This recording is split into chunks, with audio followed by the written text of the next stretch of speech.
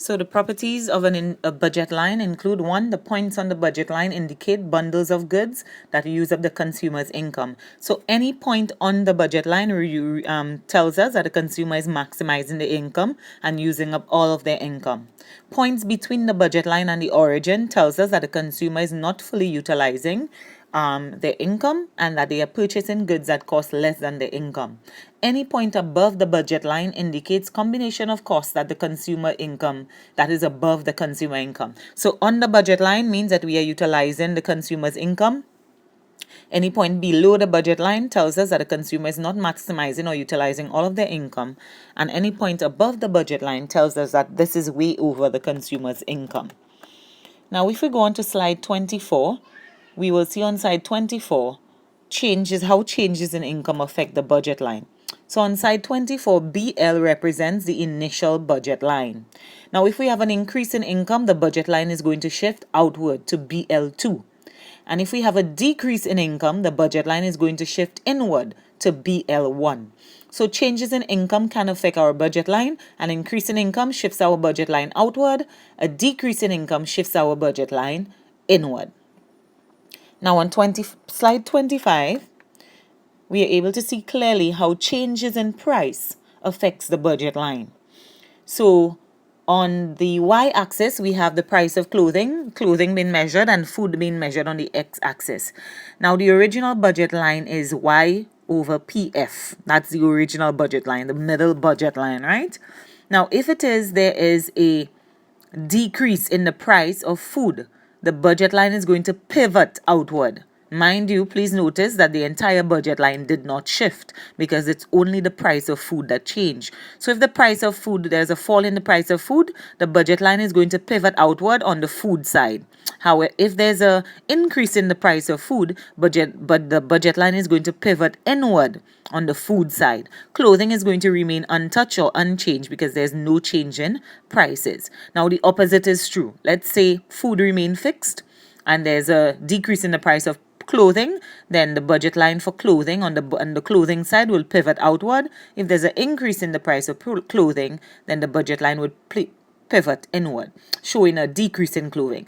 So this is what happens when there's a change in price, because when there's a change in price, your income is able to buy more. If it is prices fall, then with the income that you have, you can buy more. If prices increase, with the income that you have, you can buy less. So to show more an increase in what you're able to buy, when prices fall, the budget line pivots outward. When prices increase, the budget line pivots inward. Now, thus far, we've examined the indifference curve and the budget line. We are going to put these two theories together to give us consumer income. So we are on slide 26, where we're going to examine consumer equilibrium. What is consumer equilibrium? Remember, consumers are rational beings and are always trying to maximize their satisfaction. This means that in order for them to reach the highest possible indifference curve, the consumers are usually constrained by their budget line. So consumers want to maximize satisfaction. You want to reach the highest level of utility. However, your budget line is constraining you. So indifference curve analysis combines both the concepts of the indifference curve and the budget line to illustrate consumer maximization. So we are going to move on to slide 27, where we are going to discuss further consumer equilibrium. Now, consumer equilibrium is achieved at the point where an indifference curve is tangent to a budget line. When we say the indifference curve is tangent to the budget line, we mean that the indifference curve is equal to the budget line. At that point, the slope of the indifference curve which is the marginal rate of substitution, is equal to the slope of the budget line, which is equal to the economic rate of substitution. Now, remember earlier on we looked at the marginal rate of substitution. That is the slope of the indifference curve, which is the marginal utility of x over the marginal utility of y. And we also look at the slope of the budget line, which is the economic rate of substitution, which is the price of x over the price of y. Therefore, in equilibrium, consumer equilibrium, the two slopes are equal. The slope of the indifference curve is equal to the slope of the budget line. So that means marginal rate of substitution, MRS, would be equal to ERS, which would give us an equation. The MU of x over the mu of y would be equal to the price of x over the price of y. Mu of x over mu of y would be the slope of the budget line the slope of the indifference curve, which would be equal to the price of X over the price of Y, which would be the slope of the budget line. And that would give us consumer equilibrium. So consumer equilibrium is achieved where the slope of the budget line and the indifference curve is equal, or when the indifference curve is tangent to the budget line. On to slide 28. It's slide 28 helps reiterate this, that the consumer equilibrium is a point at which the consumer maximizes total utility or total satisfaction, given the fact that the consumer is constrained by their income. Right? Now, if we take a look at slide 28 clearly depicts for us consumer equilibrium. We are seeing there more than one equilibrium. There's an equilibrium at point A, at point B, and at point C. Now, point B is the original or the main equilibrium. This is where the highest indifference curve is tangent to the budget line. Now, remember, the budget line is what constrains you. The consumer would like to be at IC3, but they cannot be at IC3 because they are constrained by the budget line.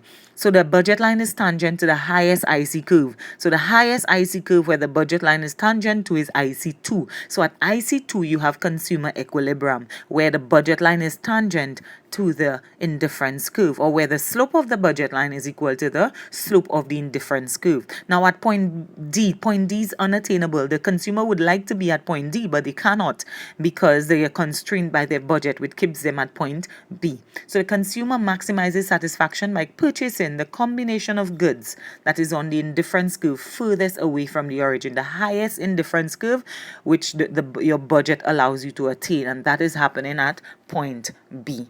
So consumer equilibrium, we can see where the budget line is tangent to the indifference curve at point B. Point A is not an equilibrium, nor is point C, because it is at a lower indifference curve. That the consumer, and remember, the consumer wants to maximize satisfaction, so the consumer wants to be in the highest indifference curve.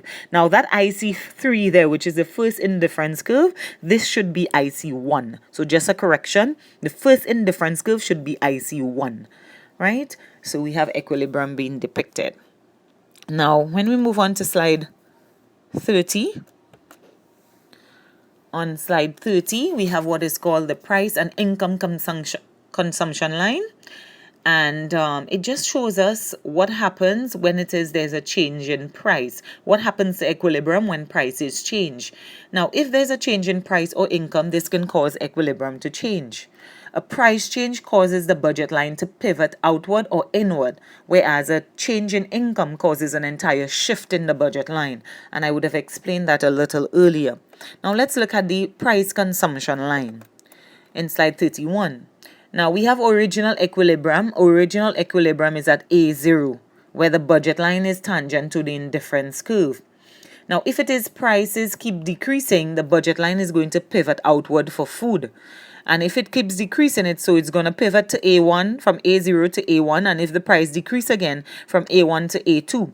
If we are to draw a line throughout that change in equilibrium, we will get what is called a price consumption line. So when the price of one good change, it affects the equilibrium. If we draw a line through that equilibrium, we get what is called the price consumption line or the price consumption curve. Now, in the same way, if income change on slide 32, if income change, remember the entire budget line would shift outward. So in this case, let's say we have an increase in income. So we are moving from budget line point A to point B, showing an increase in income, which means our equilibrium will also be changing. If I draw a line through that change in equilibrium, I would get what is called the income consumption curve. Right? So whenever there's a change in income, it leads to a shift in the budget line, and that would also shift my equilibrium. If I draw a line through this would give me my income consumption curve. Now in slide 33 showing us that we are able to derive the demand curve from the marginal utility curve. And earlier on, we would have examined the marginal utility curve. Remember, the marginal utility curve would have been downward sloping. Downward sloping because as we consume it, additional unit of a good, the additional utility or the additional satisfaction that we get from that good would be decreasing. So in this diagram, we are able to see that for each quantity of commodity consumed, the corresponding marginal utility is decreasing.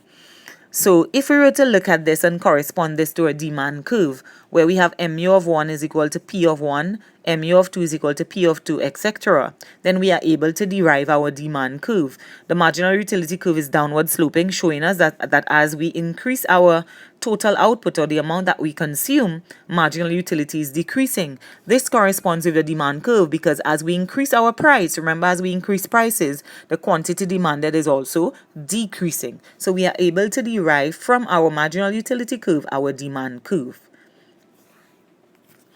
And on slide 34, we have what is called an income and substitution effect. Now, whenever there's a price change, it brings about, and I know that this may seem to be a technical diagram, but I'm hoping that after I've explained it, that it may not look as technical as it seems, right?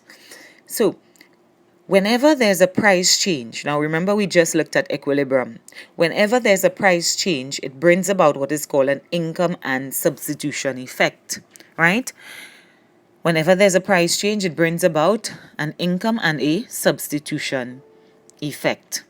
So in this situation, let us assume that there's a fall in prices, right? Let's assume that there's a fall in the price for product B, or let's say product B is food. If there's a fall in prices, this will have a substitution effect as well as an income effect. Now, the substitution effect is from Q2 to Q6. The consumer is on the same indifference curve, but relative prices have changed, so the consumer consumption would increase. So you are on the same indifference curve, but because there's a fall in prices, you can buy more. So you are moving from Q2 to Q6, illustrating an increase in your consumption, right? And you are substituting the more expensive good, which is product A, to buy more of the cheaper good, which is product B. So that represents a substitution effect. So you are moving from one point on that indifference curve to another point on that indifference curve, Q2 to Q6. On these 2 points, you are substituting the more expensive good A to get more of the cheaper good B. So you are increasing your consumption of good B from Q2 to Q6. So whenever there's a price change, for example, a fall in prices, with the income that consumers have, they are able to buy more. So that is called a substitution effect. You are giving up the more expensive good to buy more of the cheaper good. Now, a price change, which is a fall in prices, can also bring about what is called an income effect. And from Q6 to Q4 represents the income effect. For the income effect, we are on a higher IC curve and budget line, illustrating that real income has increased. So actual income is the same. However, real income, which measures our purchasing power, has increased, right? So when there's a price change, which means that, let's say, for example, there's a fall in prices, your income, your actual income has not changed, but your purchasing power has changed. So if it is you have $50, and with that $50 you want to buy 5 chocolates at $10 per chocolate. If it is that the price of chocolates fall to $5, with that $50 you no longer buying five chocolates, but you are now buying 10 chocolates. So though your actual income is the same, your real income has increased, or your purchasing power has increased. So that is why we move from Q6 to Q4, and a new budget line, not necessarily illustrating that your actual income increased, but illustrating that your real income has increased. So a change in price, for example, a fall in prices, results in what is called an income effect and a substitution effect. A substitution effect because you are substituting the more expensive good to get more of the cheaper good. An income effect because although your actual income has not increased, your real income has increased, which means your purchasing power has increased, which allows you to buy more of that particular product. I want to thank you guys for listening. I want you to take your time just to go through the lecture. If you have any problems, any questions, please do not hesitate to post a question for me or to meet me during office hours. If you're not able to meet me during office hours, please let me know what is a suitable time for you, and I can clarify any questions that you may have. I want to wish you a blessed week. Have a great day. Bye.